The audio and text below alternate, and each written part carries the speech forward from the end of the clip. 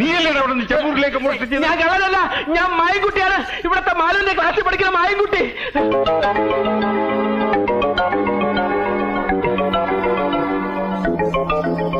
മാലുവിന്റെ കയ്യിൽ നിന്ന് ഞാനൊരു പുസ്തകം മേടിക്കാൻ വന്നാണ്. പുസ്തകം മേടിക്കാൻ മധുരഞ്ചാരിയാ വരണത്?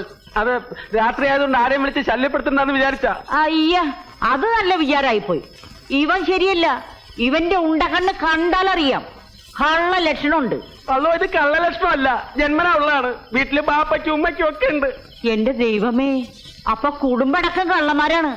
വിടരുതരവനെ പിടിച്ചു പോലീസിലേപ്പിക്കും. അല്ലോ, അതിനുമുമ്പ് നിങ്ങൾ മാലുവിനെ ഒന്ന് വിളിച്ച് ചോദിച്ചു നോക്ക്. എന്നിട്ട് പോലീസിനെയോ പട്ടാളത്തിനോ വിളിച്ചോ. മാലു, മാലു, അകത്ത് പോ, ഞാനിപ്പോ വരാം. എന്താ ഇവനെ നീ അറിയൂ? ഇത് എന്റെ ക്ലാസ്സിലെ മായൻകുട്ടിയാ. കണ്ട എല്ലാവർക്കും ഇപ്പൊ എന്നെ വിശ്വാസ. എന്നെ എവരെല്ലാരും കൂടി പിടിച്ചെടുത്തായിരുന്നു മാലു.